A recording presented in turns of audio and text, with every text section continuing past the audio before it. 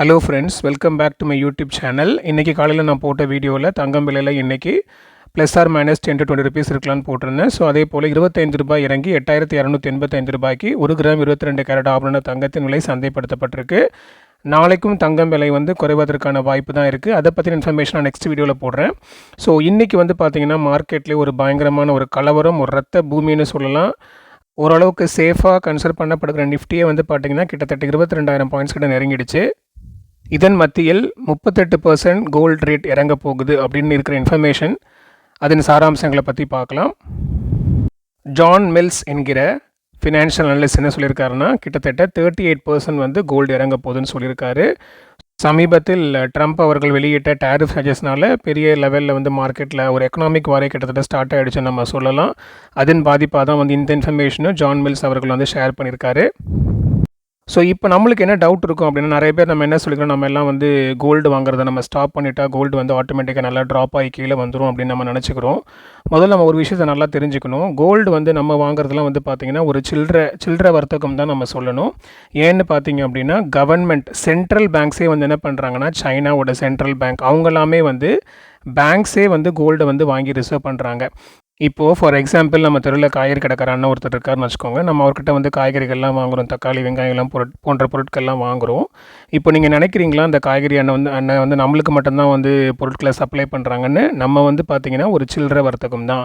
அவங்க என்ன பண்ணுவாங்க, பிக் ஹோட்டல்ஸ்க்கு, இல்லை பிக் ஹோட்டல்ஸ்னாலும் ஓரளவுக்கு அவங்களுடைய பொருளாதாரத்துக்கு ஏற்ற மாதிரி, அவங்களுடைய ரொட்டேஷன் படி அவங்க எவ்வளோ அமௌண்ட் வச்சுருக்காங்களோ அதுக்கேற்ற மாதிரி சின்ன சின்ன ஹோட்டலில் அந்த மாதிரி அவங்க என்ன பண்ணுவாங்க, வியாபாரம் பண்ணுவாங்க. கறிக்கடை கூட அப்படி தான். கறிக்கடை நம்ம மட்டும்தான் வாங்குகிறோம் அப்படி கிடையாது, நம்மளும் வாங்குவோம். ஆனால் அது மட்டும் இல்லாமல் அவங்க ஹோட்டல்ஸ்க்கு அங்கெல்லாம் அவங்க சப்ளை பண்ணுவாங்க. ஸோ அதே மாதிரி தான் கோல்டு பார்த்திங்கன்னா நம்ம கடையில் வாங்குறதுலாம் ஒரு சில்லறை வர்த்தகம் தான். ஆனால் பெரிய வர்த்தகம் என்ன பண்ணுறாங்கன்னா, கவர்மெண்ட்ஸே என்ன பண்ணுறாங்க, பேங்க்கில் கோல்டை ரிசர்வ் பண்ணுறாங்க.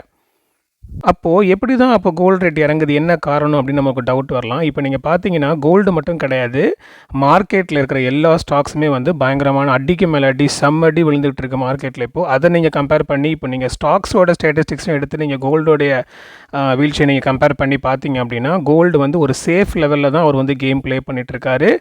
இது இந்தியாவில் மட்டும் கிடையாதுங்க, அமெரிக்காலேயும் இந்த இஷ்யூ போயிட்டுருக்கு. இன்னும் பல நாட்களில் இந்த எக்கனாமிக் இஷ்யூ போயிட்டுருக்கு.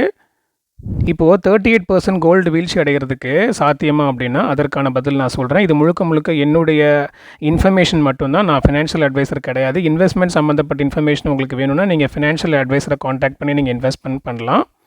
நம்பர் 1, இது ஒரு ஷார்ட் டேர்ம் ஃபால் தானே தவிர ஒரு பெர்மனன்ட் ஃபால் கிடையாது. இறங்கிக்கிட்டு இருக்க தங்கம் மீண்டுமாக அது எந்த உச்சத்தை அட்டைன் பண்ணுச்சோ அந்த உச்சத்தை தாண்டி திரும்பவுமாக ஒரு புது ஹை கட்டுக்கு அது போகும். மார்க்கெட்டுக்கு இது பழகின விஷயம் தான். ஒரு 40 இயர்ஸ்க்கு முன்னாடி இதே மாதிரி ஒரு சூழ்நிலையில் அமெரிக்காவில் என்ன பண்ணாங்க அப்படின்னா, இன்ட்ரெஸ்ட் ரேட்டை ரொம்ப அதிகப்படுத்தினாங்க. அதன் காரணமாக தங்கம் வீழ்ச்சி அடைஞ்சிச்சு. வீழ்ச்சி அடைஞ்ச தங்கம் திரும்பமாக வேகமாகவே பிக்கப் ஆகி அதனுடைய டபுள் ட்ரிபிளாக கோல்டு ரேட் ஒரு ஹால் டைம் ஆகிலாம் வச்சு தான் ஹிஸ்ட்ரி இருக்குது.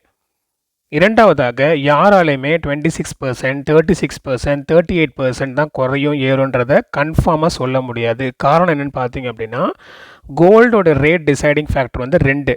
ஒன்று அதனுடைய மார்க்கெட் பிஹேவியர், இன்னொன்று நம்மளுடைய அமெரிக்க டாலருக்கு நிகரான இந்தியா ரூபாய் மதிப்பு. இன்றைக்கி பார்த்திங்கன்னா கிட்டத்தட்ட 86 ருபீஸை நெருங்கிக்கிட்டு இருக்குது நம்மளுடைய இந்தியா ரூபாய் மதிப்பு. அது திரும்ப கொஞ்சம் ஃப்ளக்சுவேட் ஆகிட்டுருக்கு. ஒருவேளை அவர் சொன்னது போல் மார்க்கெட் பயங்கரமாக கிராஷ் ஆகி, அதாவது கோல்டு மார்க்கெட் இறங்கி அந்த டைமில் அமெரிக்க டாலருக்கு நிகரான இந்தியா ரூபாய் மதிப்பு அதை சப்போர்ட் பண்ணல அப்படின்னா எதிர்பார்க்கப்பட்ட பெரிய மாற்றங்கள் ஏற்படாது.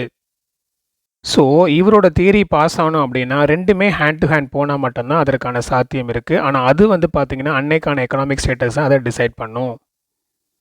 அது என்ன அன்னைக்கான எக்கனாமிக் ஸ்டேட்டஸ்? ஸோ அப்போ இப்போ இருக்க எக்கனாமிக் ஸ்டேட்டஸ் என்ன அப்படின்னு கேட்டிங்க அப்படின்னா, நான் நிறைய வீடியோவில் நான் சொல்லியிருப்பேன்.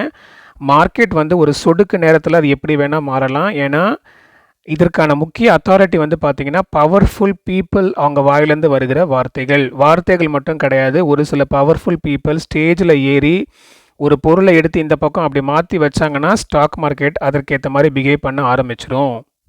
ஸோ ஒருவேளை கோல்டு இப்போ டெம்பரரியாக கீழே இறங்கினாலும் திரும்பவுமாக அது பழைய நிலைமைக்கு வருவதற்கான வாய்ப்புகள் அதிகமாக இருக்குது. ஏன்னா ஒரு சில நிபுணர்கள் ஆல்ரெடி சொல்லியிருக்காங்க, gold rate 9,000 per gram 10,000 per gramயும் ரீச் பண்ணுறதுக்கான வாய்ப்புகள் இருக்குன்னு. அவ்வளோ குவிக்காக ரேப்பிடாக திரும்ப அது ரெக்கவர் ஆகுமா அப்படின்னா இந்த ஜனவரி டு மார்ச்சே நீங்கள் எடுத்து பாருங்கள். ஒரு 3 மாதங்களுக்குள்ளாக அது 20% வந்து இன்க்ரீஸ் பண்ணியிருக்கு. எது எப்படியோ பொறுத்திருந்து பார்ப்போம். மார்க்கெட்டோடைய பிஹேவியரை பொறுத்து தான் கோல்டு ரேட் வந்து டிசைட் ஆகும். இந்த தகவல் உங்களுக்கு யூஸ்ஃபுல்லாக இருந்திருக்கும்னு நினைக்கிறேன். இன்னும் இதே போல் முக்கிய தகவலை தெரிந்து கொள்ள சேனலுக்கு சப்ஸ்கிரைப் பண்ணி பெல் ஐக்கன் ப்ரெஸ் பண்ணிக்கோங்க. ஒரு லைக் கொடுங்க. உங்களுடைய ஃபேமிலி அண்ட் ஃப்ரெண்ட்ஸ்க்கு ஷேர் பண்ணுங்கள். அடுத்த வீடியோவில் பார்க்கலாம். நன்றி.